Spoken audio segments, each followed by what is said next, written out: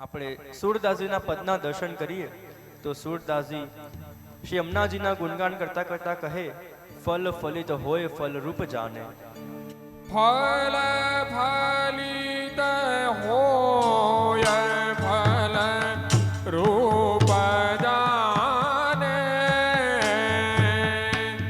ફલ ફલિત હોય ફલ રૂપ જાને, ફલ ફલિત હોય ફલ રૂપ જાને, ફલ ફલિત હોય ફલ રૂપ જાને, देखी हूँ ना सुनी ताई की आपुनी, ताकी बात कहो कैसे दुमान, फल ફલિત હોય ફલ રૂપ જાને, ફલ ફલિત હોય ફલ રૂપ જાને, ताई के हाथ निर्मोल नगदीजिए,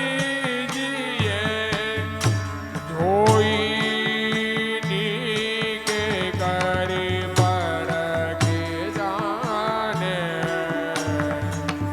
सोर कहे क्रूर दे दूर बसिए सदा, श्री यमुना जी को नाम लीजे दुठाने, फल ફલિત હોય ફલ રૂપ જાને, ફલ ફલિત હોય ફલ રૂપ જાને, ફલ ફલિત હોય ફલ રૂપ જાને. શ્યામ સુંદર શ્રી યમને મહા. સુરદાસજી અહીંયા શ્રી યમુને મહારાણીજીના શ્રી યમુનાજીના ગુણગાન કરતા કરતા એવી આધિદેવિક, એવી અલૌકિક અને એવી રહસ્યવાળી વાત અહીંયા કરી રહ્યા છે. ફલ ફલિત હોય ફલ રૂપ જાને,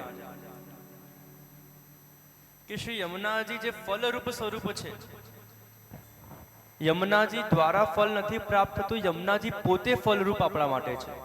આપણને થાય ને કે આપણને આ મળશે તો એના માધ્યમથી આપણને આ ફળ મળશે, એ મળશે, પણ અહીંયા સુરદાસજી કહે છે કે યમુનાજી પ્રાપ્ત થઈ ગયા એ જ તમારા માટે સૌથી મોટું ફલરૂપ છે. ફલ ફલિત હોય ફલરૂપ જાને, કે આ સ્વરૂપ કોણ જાણી શકે? જેને શ્રી યમુનાજીના આધિદેવિક અલૌકિક સ્વરૂપનો પરિચય છે, જે સાચે જાણે છે કે યમુનાજીનું સામર્થ્ય શું છે, યમુનાજી કેવી રીતે જીવો પર કૃપા કરી શકે છે, યમુનાજી કેવી રીતે જીવોનો ઉદ્ધાર કરી શકે છે, જેને આ સ્વરૂપનો પરિચય છે એ જ ખાલી યમુનાજીને ફલરૂપ માને છે.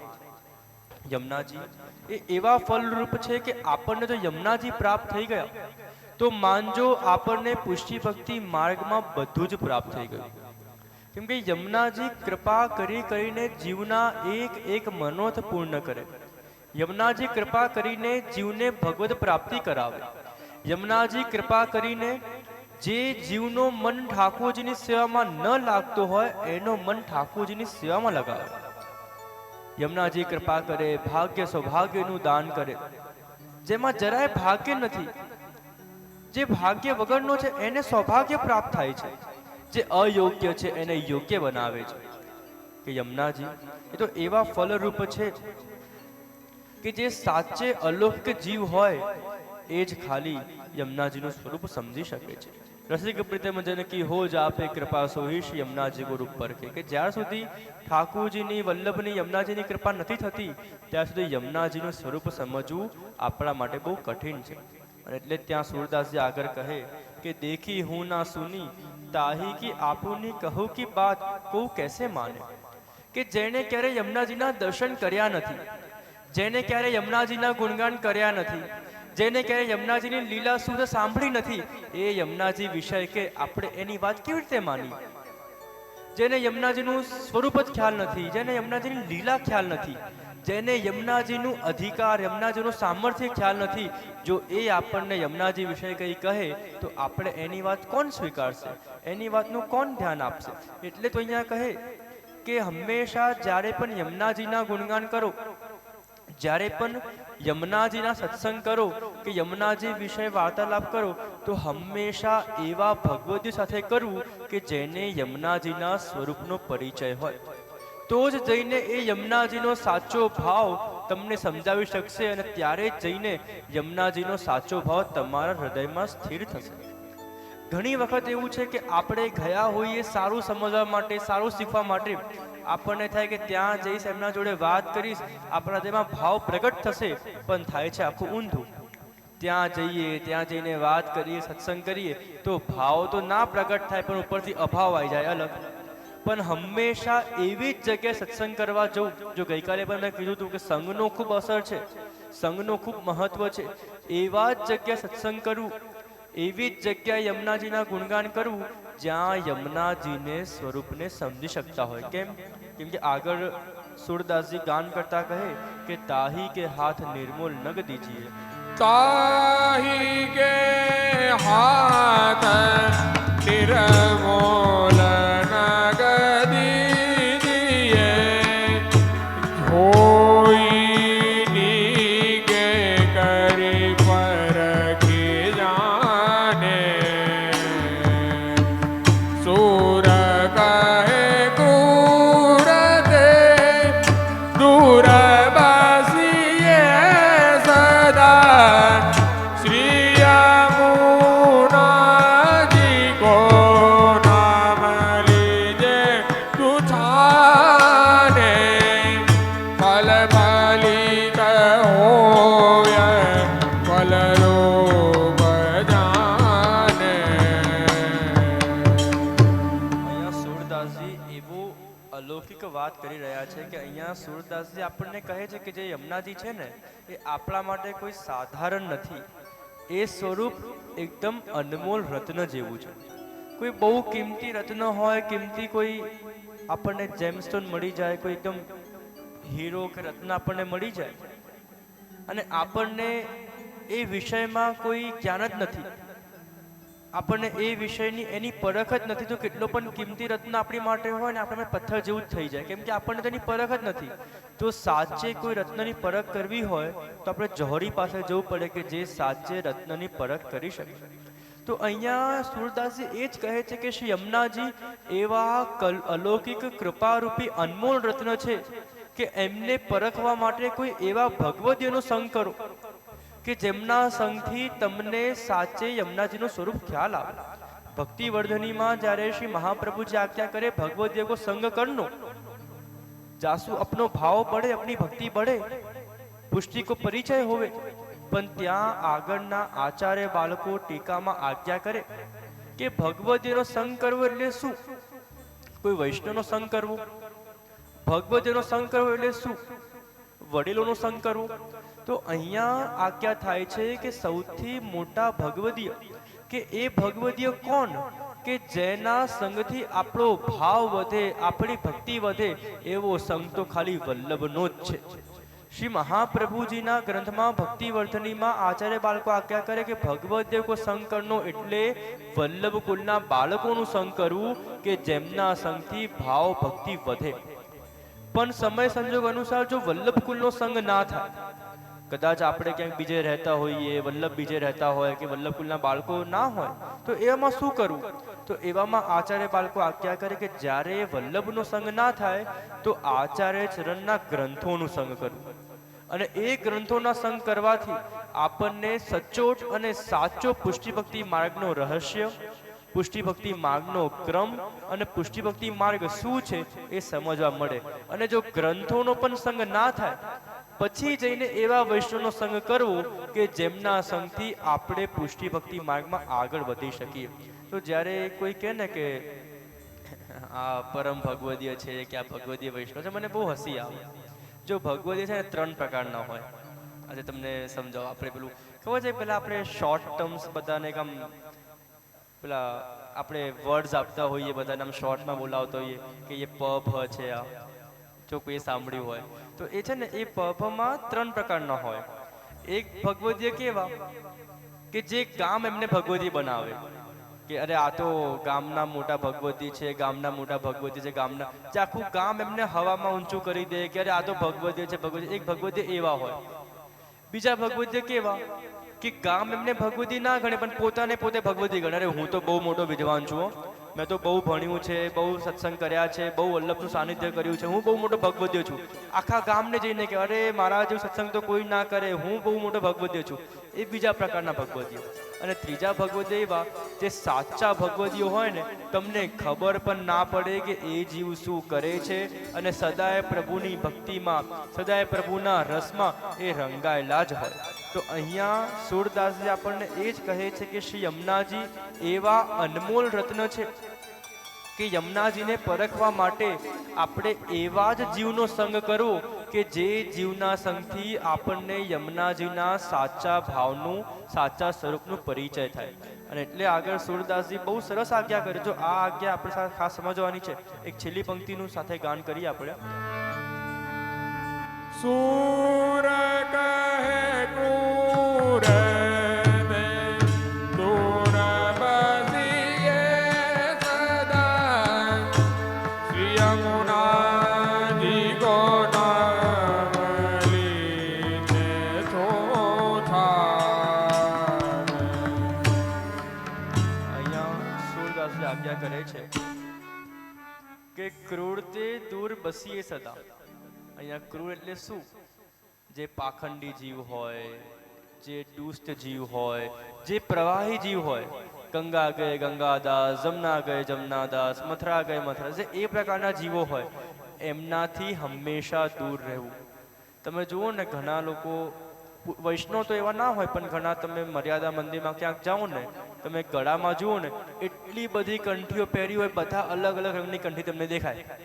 એવું લાગે કોઈ રંગ બાકી રાખ્યું જ નથી. તમે હાથ જુઓ તો હાથમાં એટલા બધા દોરા ધાગા બાંધેલા હોય, કંઈક ના કંઈક બાંધેલું હોય. આપણને થાય કે તમે છો કોના? હંમેશા એવા જીવોનો સંગ કરવો જે પોતાના માર્ગમાં સ્થિર હોય, પોતાના માર્ગમાં દ્રઢ હોય. જો એમનો સંગ કરીએ તો આપણે પણ દ્રઢ થઈએ.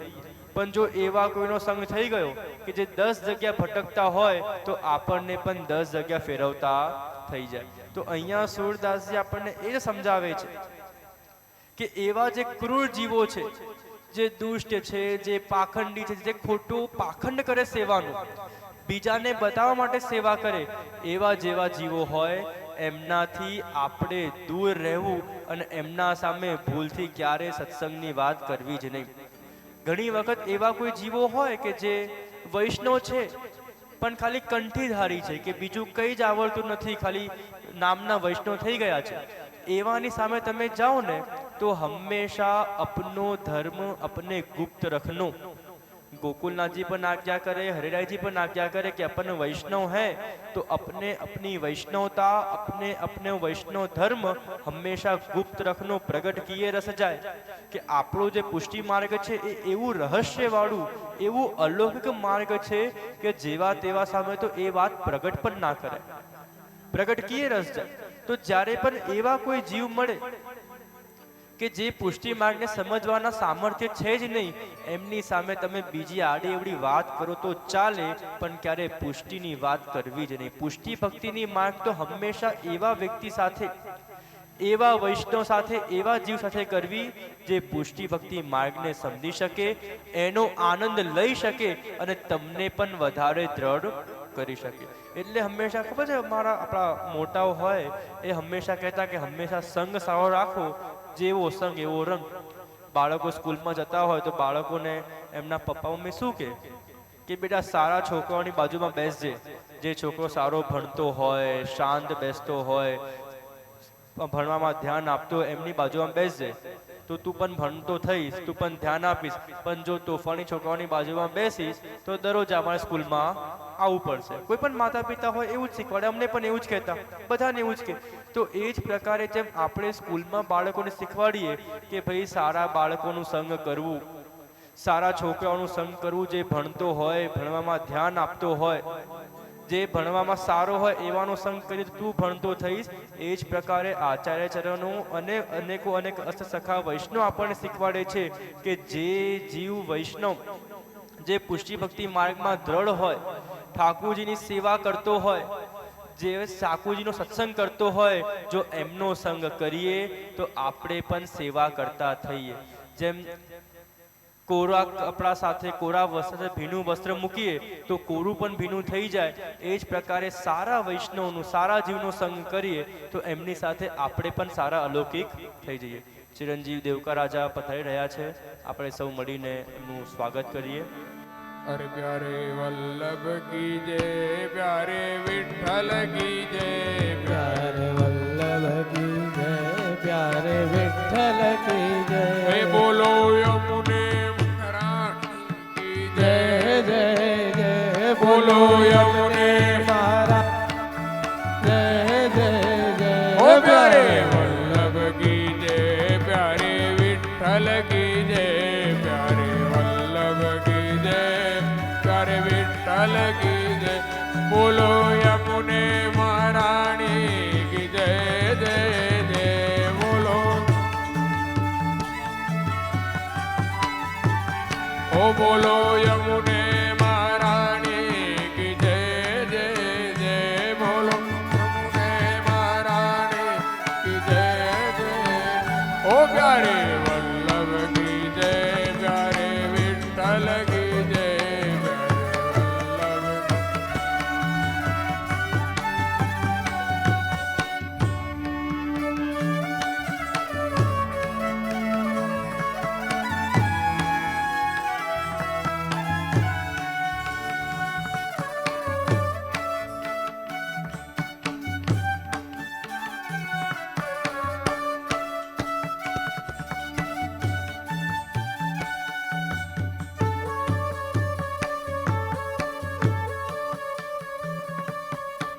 ચિરંજીવ દેવકા રાજાનું આપણે સૌ વૈષ્ણવથી સ્વાગત કરીએ છીએ. મનોરથી પરિવારને વિનંતી છે કે તેઓ ચિરંજીવ દેવકા રાજાને સ્વાગત અને માલ્યાર્પણ કરશે.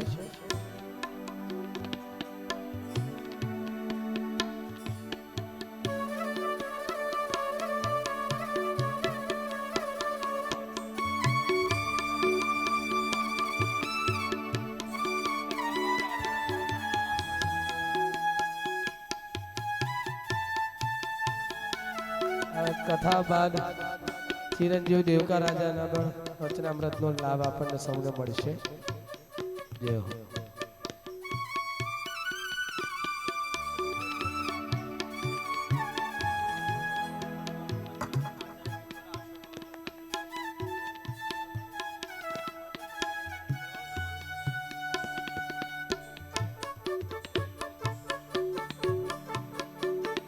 કથા સત્ર બાદ આચાર્ય પીઠ પરથી પરમ પૂજ્ય ગોસ્વામી 108 શ્રી આશય કુમારજી મહોદય શ્રી મનોરથી પરિવારનું પણ ઉપરના ઓઢાડીને સન્માન કરશે અને આભાર વ્યક્ત કરશે. મનોરથી પરિવારને વિનંતી છે કે તેઓ પોતાનું સ્થાન અને સર્વે વૈષ્ણવ બી પોતાનું સ્થાન ગ્રહણ કરી લે.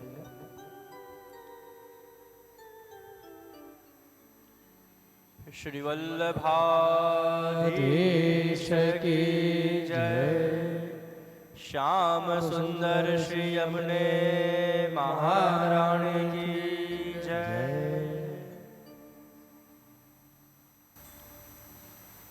ચિરંજીવ દેવકા રાજા યમુનાજીના ગુણગાન ચાલી રહ્યા છે અને યમુનાજીના ગુણગાનમાં ચિરંજીવ દેવકા રાજાનું અત્યારે મંગલ પધરામણી થઈ. સૌ મળીને સાથે ચિરંજીવ રાજાનું ખૂબ મંગલ સ્વાગત કરીએ. રાજામાં પણ ખૂબ આપશ્રીનો રાજાનો ઉત્સાહ હોય છે કે જ્યારે પણ આવા કોઈ પ્રસંગો કે કથા અમારી અમદાવાદમાં કે મણિનગરમાં હોય તો રાજાનો ખાસ આગ્રહ હોય કે આ પ્રસંગોમાં હું પણ જરૂરથી 1 દિવસ 2 દિવસ અનુકૂળતા પ્રમાણે પધારીશ, શ્રી યમુનાજીના સ્વરૂપના જે ગુણગાન શ્રવણ કરવાનો અવસર મળે શ્રવણ કરીશ અને આવેલા બધા જ વૈષ્ણવને સત્સંગ પ્રવચનના માધ્યમથી ઠાકોરજી જે પ્રેરણા કરે પ્રવચન કરીને વૈષ્ણવને લાભાન્વિત કરીશ. તો રાજાની એક્ઝામ ચાલી રહી હતી ને ગઈકાલે જ રાજાની એક્ઝામ પૂર્ણ થઈ છે. આજે સુંદર રવિવારનો દિવસ, ખાસ મનોરથી પરિવારે પણ વિનંતી કરી કે આપ બધા સહપરિવાર પધારજો. તો જો ગઈકાલે પિતૃચરણ માતુશ્રી પધાર્યા, આજે ચિરંજી દેવકા રાજા પધાર્યા અને કથા બાદ રાજાના પ્રવચનનો લાભ પણ મળશે અને આપણે આજે તો રાસનો પણ આનંદ લેવાનો છે. તો આજે તો ઘણો આનંદ આપણે બધાને લેવાનો છે. અને આપણે જે સુરદાસજીની વાત કરી રહ્યા હતા કે સુરદાસજી આપણને એવું કહે છે કે આપણે હંમેશા એવા જ વ્યક્તિઓનો સંગ કરવો કે જેમના સંગથી આપણો ભાવ વધે, આપણી ભક્તિ વધે. અને યમુનાજીના નામનો એટલો પ્રતાપ છે, યમુનાજીનું નામ એવું અલૌકિક અને એવું રહસ્યવાળું છે કે ગમે તેવાની સામે યમુનાજીનું નામ લેવું પણ નહીં. અને આગળના પદમાં કુંભનદાસજી શ્રી યમુનાજીના ગુણગાન કરતા, યમુનાજીના સ્વરૂપનું વર્ણન કરતા ખૂબ સુંદર કહે છે કે શ્રી યમુને રસ ખાન કો શીશ નમાઉં. શ્રી યમુને રસ ખાન કો શીશ નમાઉં, શ્રી યમુને રસ ખાન કો શીશ નમાઉં.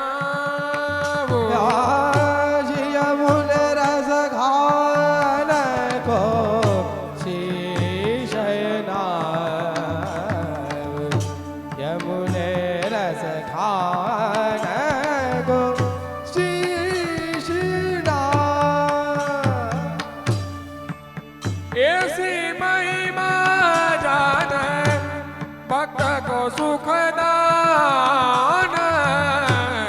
जोई मगो सोई जो पाव. श्री यमुने रस खान को शीश नमाऊं, श्री यमुने रस खान को शीश नमाऊं. पतित पावन करण नाम लीनो तरन, दृढ़ करि गही चरण कहूँ न जाऊँ. कुंभनदास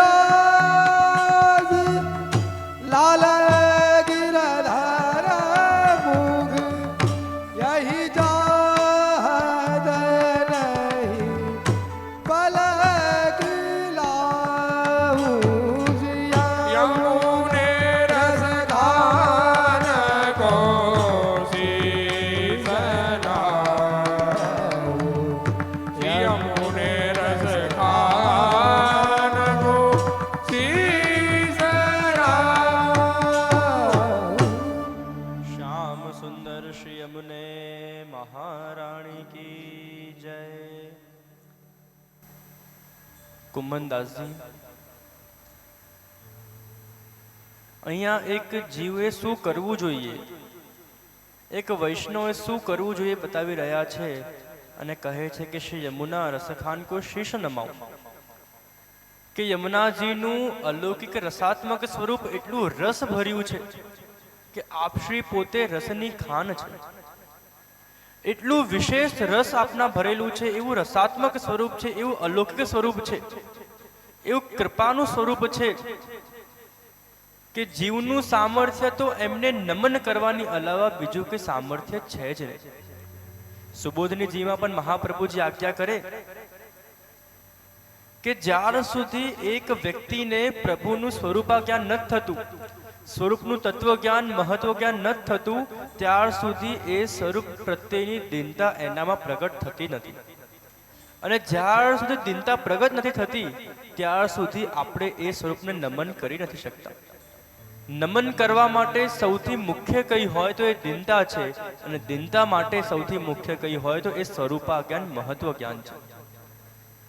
યમનાષ્ટકના મંગલાચરણમાં યમનાષ્ટકની શરૂઆતમાં જ શ્રી મહાપ્રભુજી આજ્ઞા કરે, નમામિ યમુનામહં સકલ સિદ્ધિ હેતુ મુદા. નમામિ યમુનામહં, કે એક જીવનું સામર્થ્ય નમન કરવાની અલાવા બીજું શું છે?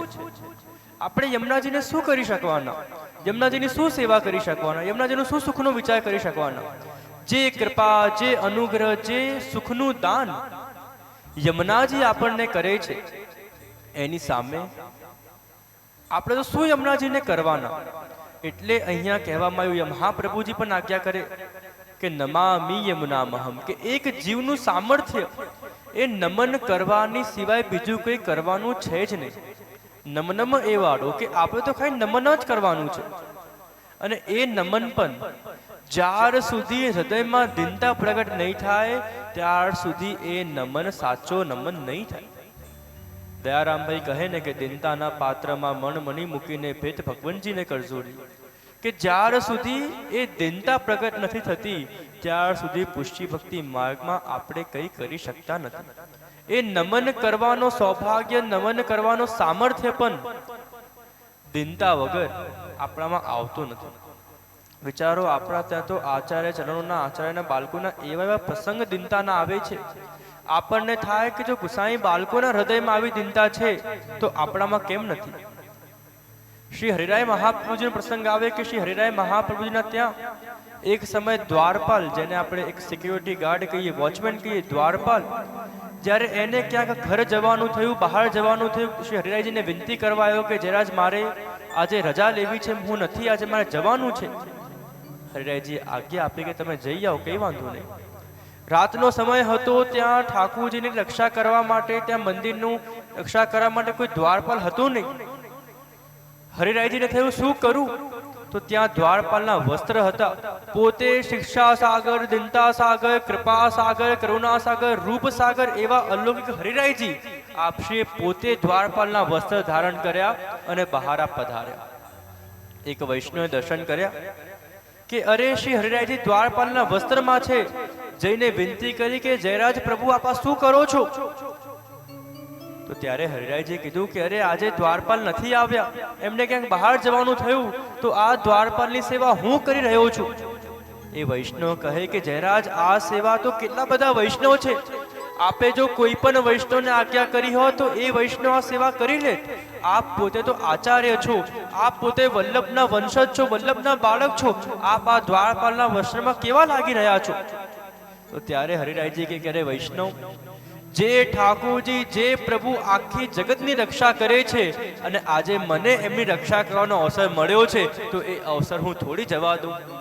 વિચારો, હરિરાયજી મહાપ્રભુજી જે આટલા કૃપાલુ છે, કૃપા સાગર, કરુણા સાગર, રૂપ સાગર, શિક્ષા સાગર છે, જો એમના હૃદયમાં આટલી દિનતા છે તો આપણા હૃદયમાં દિનતા ક્યારે આવશે? આપણે તો વૈષ્ણવ છીએ, આપણામાં તો દિનતા હોવી બહુ જરૂરી છે. તો મારો પોતાનો આપને પ્રસંગ કહું કે ઘણા વર્ષો પહેલાંની વાત છે કે જ્યારે હું અમારા પંડિતજી સાથે જ્યારે પખાવત શીખતો, અને અમારા પંડિતજી દિલ્હીમાં બિરાજતા, દિલ્હીમાં રહે છે પંડિત મોહનશ્યામ શર્માજી, અને એમને જ્યારે પખાવત શીખી રહ્યો હતો તો શરૂઆતની પહેલી કે બીજી ક્લાસની જ વાત છે. તો જ્યારે પખાવત શીખતા એમને મને એક વાત કરી કે મહારાજશ્રી, પખાવજમાં બે બોલનું બહુ વધારે મહત્વ છે. એક છે દિન અને એક છે તા. કે તમે જ્યારે દિન વગાડો અને તમે જ્યારે તા વગાડો, એ બંનેનો સ્વર જો અલગ આવે તો માનજો કે તમારો હાથ પખાવજમાં સેટ થાય છે. તો એમને મને આ વાત કરી કે પખાવજમાં દિન અને તા એનું બહુ મહત્વ છે, કે જો એ તમને ખ્યાલ આવી જાય તો તમને પખાવજ ખ્યાલ આવી જાય. તો મેં પણ હસતા હસતા કીધું કે પંડિતજી, અમારા પુષ્ટિ માર્ગમાં પણ આવું છે. જેમ તમે કહ્યું ને કે પખાવજમાં દિન અને તા આવી જાય તો તમને પખાવજ આવડી જાય, એ જ પ્રકારે જો પુષ્ટિ માર્ગમાં તમને દિનતા આવી જાય તો તમારા અંદર પુષ્ટિ માર્ગ આવી જાય. દિનતા વગર તો પુષ્ટિ માર્ગમાં કંઈ થતું જ નથી. આપણને થાય કે દિનતા વગર આપણે કંઈક પણ કરી લઈશું, દિનતા વગર પ્રભુ સેવા સ્વીકારશે, દિનતા વગર પ્રભુ અનુગ્રહ કરશે. પણ દિનતા આચાર્ય ચરણનો મહાપ્રભુજી ગુસાઈજી વલ્લભકુલના બાળકોના હૃદયમાં જો આટલી દિનતા હોય તો આપણે તો વૈષ્ણવ છીએ, આપણા અંદર કેટલી દિનતા હોવી જોઈએ. અને અહીંયા એટલે કુંમનદાસજી કહે છે કે શ્રી યમુને રસ ખાન કો શીશ નમાઉ. શ્રી યમુનાજીને રસની ખાન કહેવામાં આવી છે. કેમ કે એમના અંદર જો કોઈ ખાન હોય ને તમે એમાં ખોદો તો તમને અનેક પ્રકારના અનમોલ રત્ન પ્રાપ્ત થાય. એ જ પ્રકારે શ્રી યમુનાજી એવા રસાત્મક, એવા રસથી ભર્યા છે કે આપ શ્રીના અંદર ઠાકોરજી રૂપી અનમોલ રત્ન છે. અને યમુનાજી એટલા કૃપાલુ છે, એટલા ઉદાર મહોદાર છે કે યમુનાજી એ અલૌકિક અનમોલ રત્ન ઠાકોરજીનો છે, એ એમના જીવોને દાન પણ કરે છે. અને એટલે અહીંયા કુંમનદાસજી કહે કે એસી મહિમા જાની ભટકો સુખદાન, કે અહીંયા શ્રી યમુનાજી એમના ભક્તોને સુખનું દાન પણ કરે છે. અને કેવા સુખનું દાન? જો એક વસ્તુ તો એવી છે ને કે જ્યારે પણ પુષ્ટિ માર્ગે જીવોની વાત આવે, પુષ્ટિ માર્ગે વૈષ્ણવની વાત આવે, પુષ્ટિ માર્ગે વૈષ્ણવને ક્યારે પણ લૌકિક સુખ જોઈતો જ નથી. આપણને તો અલૌકિક સુખ જોઈએ છે, પ્રભુનો સુખ જોઈએ છે. તો પેલો પ્રસંગ આવે ને કે નારાયણદાસ બ્રહ્મચારીનો પ્રસંગ આવે કે નારાયણદાસ બ્રહ્મચારી પર લક્ષ્મીજીને એવી કૃપા કે જ્યારે રાત્રે સૂઈ જતા તો ઘરે રાત્રે પૈસાનો રત્નનો ઢેર થઈ જતો. અને જ્યારે સવારે ઉઠતા જોતા કે રત્નનો ઢેર છે, પૈસાનો ઢેર છે, અને ત્યારે પોતાની દીકરીને કહેતા કે આજે ઘરમાં કચરો આવી ગયો છે, એ કચરાને બહાર ફેંકી દે. વિચારો, પુષ્ટિ માર્ગે જીવો તો એવા છે કે જેને લૌકિકનું સુખ જોઈતું જ નથી. પ્રભુ પ્રાપ્ત થઈ જાય, પ્રભુની સેવા પ્રાપ્ત થઈ જાય, પ્રભુના સુખનો વિચાર કરી શકતા હોઈએ, એનાથી વધારે આપણને શું જોઈએ? જ્યારે ગુસાઈજી વિઠ્ઠલના જે પરદેશ પધાર્યા તો ગુસાઈજીએ પોતાના હાથના સોનાના કડા એક ગિરધરજીને પધરાવ્યા અને કહ્યું કે હું પરદેશ પધારું છું, ક્યાંક એવો કંઈક સમય આવે, એવી કોઈ સ્થિતિ આવે તો આ કડા દ્વારા આપ એ સ્થિતિનું નિર્વાહ કરજો. એક દિવસ નવનીત પ્રિયાજી ત્યાં પલના ઝૂલી રહ્યા હતા અને ખૂબ સુંદર કીર્તનિયા આવ્યા હતા. કીર્તનિયાએ કીર્તન કર્યા અને એવા સુંદર કીર્તન કર્યા, એવા મધુર કીર્તન કર્યા કે નવનીત પ્રિયાજીને એટલો આનંદ આવ્યો કે ત્યાં પલ્લામાં બિરાજતા કીર્તનિયાના તાલ પર તાલી આપી રહ્યા છે.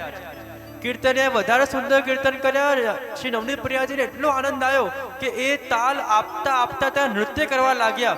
એ જોઈને ગિરધરજીના રોમમાં એટલો આનંદ થયો કે નવનીત પ્રિયાજીને કેટલો આનંદ થઈ રહ્યો છે. કીર્તનિયાના તાલમાં તાલી આપી રહ્યા છે, કીર્તનિયાના તાલ પર નૃત્ય કરી રહ્યા છે. કેટલો હાસ્ય, કેટલો મધુર સ્મિત શ્રી નવનીત પ્રિયાજીના મુખારવિંદ પર છે. મનમાં થયું નવનીત પ્રિયાજીને શું પધરાવું? વિચાર આવ્યું કે હાથમાં સોનાના કડા છે. એ જ સમયે નવનીત પ્રિયાજીની પ્રસન્નતા જોઈને હાથના સોનાના કડા કાઢ્યા, નવનીત પ્રિયાજીને નોછાવર કરીને એ કીર્તનિયાને આપી દીધા. પછી સમાચાર મળ્યા કે કાકાજીનો આવવાનો સમય થયો છે, ગુસાઈજી પરદેશથી પાછા આવી રહ્યા છે. અને જ્યારે સમાચાર આવ્યા ત્યારે ગિરધરજીના મનમાં ચિંતા થઈ કે કાકાજીએ તો આ કડા મને એવા કોઈ પરિસ્થિતિ માટે આપ્યા છે કે એવો કોઈક સંજોગ બને, એવો કોઈક સમય આવે ત્યારે આ કડાનો ઉપયોગ કરજો. પણ મેં તો ઠાકોરજીના સ્મિત માટે, ઠાકોરજીની પ્રસન્નતા માટે, ઠાકોરજીના સુખના દર્શન કરીને મેં તો ઠાકોરજીને જ નોછાવર કરી દીધા. જ્યારે શ્રી ગુસાઈજી પધાર્યા તો શરૂઆતમાં તો ગિરધરજી ગુસાઈજીને મળવા ન પધારે, ગુસાઈજી પોતે મળવા પધારે, બાવા ક્યાં ભયો? तो त्यारे गिरधर जी धीरे धीरे कीधु कि गुसाई काका जी आपको क्या विनती करूं मैं कि बीच में थोड़े दिन पहले जब कीर्तनिया आए, जय कीर्तनिया आव्या ने कीर्तनिया एवा सुंदर कीर्तन करी रह्या हता, एवा सुंदर कीर्तन कर्या, एटला सुंदर कीर्तन कर्या कि नवनीत प्रियाजी कीर्तनियाना ताल पर ताली आपवा लाग्या. અને એ તાલી આપતા નવનીત પ્રિયાજીને એટલો આનંદ આવ્યો કે નવનીત પ્રિયાજી એ કીર્તનિયાના કીર્તનમાં નૃત્ય કરવા લાગ્યા. અને ઠાકોરજી એટલા સુંદર લાગતા, નવનીત પ્રિયાજી એટલા સુંદર દેખાઈ રહ્યા હતા કે મેં એ સોનાનો કડો લઈને નવનીત પ્રિયાજીને નોછાવર કરી દીધી.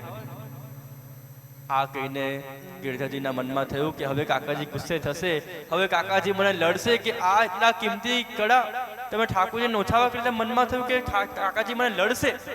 पर त्या गुसाई जी की जो बाबा जब ठाकुर जी इतने प्रसन्न हते जब वो ठाकुर जी इतनो आनंद कर रहे थे कि જ્યારે ઠાકુરજી આટલા ખુશ હતા, ઠાકુરજી આટલા પ્રસન્ન હતા, નૃત્ય કરી રહ્યા હતા, તો ખાલી કડા કેમ આપણું સર્વસ્વ પ્રભુ પર ઓછાવા કરી દેવા જેવું હતું કે પ્રભુના સુખની સામે આપણે પ્રભુને આનંદ આવતો હોય, પ્રભુના સુખનો વિચાર કરતા હોઈએ તો આપણું જે હોય એ પ્રભુને નોછાવર કરી દેવું જોઈએ. તો અહીંયા કુંભનદાસજી એ જ કહે છે કે શ્રી યમુનાજી એવા છે કે યમુનાજી ભક્તોને સુખનું દાન કરે છે. જો માંગે સોય જો પાવે, કે જે જીવ જે માંગશે યમુનાજી એને એનું દાન કરશે. અને આગળ કુંભનદાસજી ગાન કરતા કહે, પતિત પાવન કરણ નામ લીનો તરણ દ્રઢ કરી ગહી ચરણ કહું ન જાય.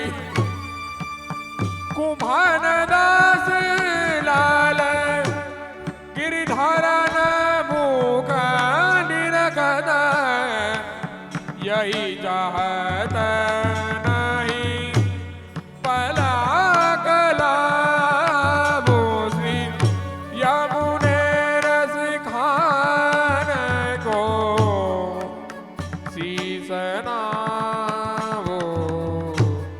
श्री यमुने रस खान को शीसनावो. श्री यमुने रस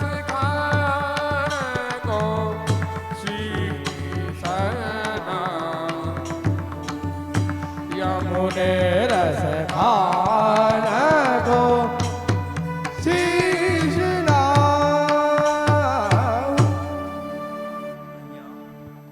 કુંભનદાસજી ખૂબ સરસ વાત કરે છે અને કુંભનદાસજી કહે છે કે યમુનાજી કેવા છે કે જે જીવ જે માંગે યમુનાજી એને એનું દાન કરે છે. યમુનાજી પાસે ખાલી પુષ્ટિ જીવ નથી આવતા, શુદ્ધ પુષ્ટિ જીવ આવે, પ્રવાહી પુષ્ટિ જીવ આવે, મર્યાદા પુષ્ટિ જીવ આવે, અનેક પ્રકારના જીવ આવે. જે વસ્તુ યમુનાજી પાસે માંગે, જે જેવું માંગે યમુનાજી એને એવું દાન કરે છે. પણ અહીંયા કુંભનદાસજી એક એવી આજ્ઞા કરી રહ્યા છે, એવી વાત કરી રહ્યા છે કે પતિત પાવન કારણ નામ લીનો તારણ, કે જે વ્યક્તિ જાણે અંજાને જ્ઞાત કે અજ્ઞાત પણ યમુનાજીના પાપ કરે છે એ પતિત થઈ જાય છે. અને શાસ્ત્રમાં શ્રી યમુનાજી એવા છે કે જો તમે ભૂલથી યમુનાજીનો અપરાધ કર્યો હોય, યમુનાજીનો પાપ કર્યો હોય, યમુનાજીનો દોષ કર્યો હોય તો એનો પ્રાયશ્ચિત એ શાસ્ત્રમાં પણ બતાવ્યું નથી. પણ અહીંયા કુંભનદાસજી કહે છે કે યમુનાજી તો એટલા કૃપાલુ છે કે યદિ કોઈએ ભૂલથી યમુનાજીનો કોઈ દોષ કર્યો હોય, યમુનાજીનો કોઈ પાપ કર્યો હોય, પણ એ પણ જો સાચા ભાવથી યમુનાજીની ભક્તિ કરે તો યમુનાજી એટલા કૃપાલુ છે કે યમુનાજી પોતે એ જીવ માટે પ્રાયશ્ચિત બની જાય છે. કે યમુનાજી પોતે એ જીવ પર એવી કૃપા કરે છે, કેટલો પણ મોટો પાપ કર્યો હોય પણ જો સાચા ભાવથી યમુનાજીની ભક્તિ કરે તો યમુનાજી એના બધા પાપો પણ દૂર કરી દે છે. એટલે અહીંયા કુંભનદાસજી કહે કે જ્યારે આવા અલૌકિક સ્વરૂપ પ્રાપ્ત થયા હોય, આવા અલૌકિક યમુનાજી પ્રાપ્ત થયા હોય તો આપણે આપણી દ્રઢતા એ યમુનાજીના ચરણમાં રાખવી જોઈએ. યમુનાજીનો ચરણ પકડીને, યમુનાજીનો ચરણ છોડીને આપણે ક્યાંય જવું જ ન જોઈએ. જે જીવ આમ તેમ ભટકી રહ્યા છે એમને હજુ યમુનાજીનું સામર્થ્યનું ખ્યાલ નથી. જો એક વખત યમુનાજીના સામર્થ્યનું, યમુનાજીના અલૌકિક સ્વરૂપનું ખ્યાલ થઈ જાય, સ્વરૂપા જ્ઞાન થઈ જાય તો એ જીવ યમુનાજીના ચરણને છોડીને ક્યાંય જાય જ નહીં. એક બહુ પ્રખ્યાત દ્રષ્ટાંત છે. નાનપણમાં ઘણી વખત પ્રવચનમાં હું કહેતો કે એક વખત એક બહુ મોટો તાલાબ હતો અને તાલાબમાં ઘણી બધી માછલીઓ હતી. એક વખત એક માછલી પકડનારના મનમાં થયું કે આટલી બધી માછલીઓ છે તો હું આ માછલીઓ પકડીને મારા ઘરે લઈ જાઉં. તો એ માછલી પકડનારે જોરથી નેટ નાખી અને નેટ નાખી તો એમાં ઘણી બધી માછલીઓ પકડાઈ ગઈ. 1 દિવસ, 2 દિવસ, 3 દિવસ, 4 દિવસ થયા. દરરોજ એ માછલી પકડનાર આવે, નેટ નાખે ને ઘણી બધી માછલીઓ લઈ જાય, જાલ નાખે ને ઘણી બધી માછલીઓ લઈ જાય. બધા માછલીઓને ચિંતા થઈ કે જો દરરોજ એ માછલી પકડનાર આવશે, આટલી બધી માછલીઓ લઈ જશે, તો આપણી જે આટલી બધી સંખ્યામાં આપણે છીએ, આપણે તો અડધા થઈ જઈશું. અને અત્યારે જે આપણે પાણીમાં છીએ, આપણે આપણો બચાવ કરીએ કેવી રીતે? તો બધાએ વિચાર્યું કે આપણે એક કામ કરીએ, આપણે અહીંયા જતા રહીએ, આપણે ત્યાં જઈએ, પણ કોઈએ સાચો જવાબ આપ્યો નહીં. એમાં એક માછલી હતી. એને કીધું કે આપણે એક કામ કરીએ, આ તાલાબના કિનારે એક સંતનો, સ્વામીજીનો આશ્રમ છે, આપણે સ્વામીજીને પૂછીએ અને સ્વામીજી કહે એવું આપણે કરીશું. બધી માછલીઓ સ્વામીજી પાસે ગઈ, કહ્યું કે સ્વામીજી, દરરોજ માછલી પકડનાર આવે છે, છેલ્લા 4 દિવસથી ઘણી બધી માછલીઓ લઈ ગયો છે, અમે અમારા રક્ષણ માટે શું કરીએ? આપની કૃપા કરો કે અમને માર્ગ બતાવો. ત્યારે એ ગુરુજીએ, સ્વામીજીએ વાત કરી કે બીજા દિવસે જ્યારે માછલી પકડનાર આવે અને જ્યારે માછલીની જાળ નાખે, તમે બધાના પગના નીચે આવી જજો. બધા માછલીઓને થયું કે પગના નીચે આવી જજો, આ કેવી વાત છે? પણ કઈ નહીં, ચલો ગુરુજી આજ્ઞા કરી છે તો પાલન કરીએ. બીજા દિવસ સવાર થઈ માછલી પકડનાર આવ્યો. જેમ માછલી પકડાય પોતાની જાળ નાખી અને જેટલી પણ માછલીઓ આમ તેમ ફરી રહી હતી, એ બધી માછલીઓ એના પગના નીચે આવી ગઈ. અને જેટલી માછલીઓ એ માછલી પકડનારના પગના નીચે આવી ગઈ, એ બધી બચી ગઈ, અને જે આમ તેમ ફરતી હતી એ જાળમાં ફસાઈ ગઈ. તો એ જ પ્રકારે જેમ માછલીને એ જાળથી બચવા માટે એ માછલી પકડનારના પગનો આશ્રય લેવો પડ્યો, પગના નીચે આવવું પડ્યું, અને પગના નીચે જેટલી માછલી આવી એ બચી ગઈ, અને જે આમ તેમ ફરતી બધી ફસાઈ ગઈ. એ જ પ્રકારે આ લૌકિક સંસાર રૂપી જાળથી જો બચવું હશે, તો જ્યાર સુધી પ્રભુના, ઠાકુરજીના, યમુનાજીના ચરણનો આશ્રય નહીં કરીએ, ઠાકુરજીના, યમુનાજીના ચરણ નહીં પકડીએ, ત્યાર સુધી આપણે આ સંસારની જાળીમાં ફસાઈ જઈશું. પણ જો એક વખત આપણે પ્રભુના ચરણ પકડી લીધા, તો આ સંસાર કેટલી પણ જાળી નાખે, આ લૌકિક સંસાર કેટલા પણ પ્રયત્ન કરે, આપણે ફસાઈશું જ નહીં. કેમ કે પ્રભુના ચરણ એવા છે કે પ્રભુનું ચરણ એ આપણા માટે રક્ષણ છે, આપણી રક્ષા કરે છે, આપણને દ્રઢ કરે છે કે જે પ્રભુનું ચરણ પકડે એને સંસાર કંઈ કરી શકે નહીં.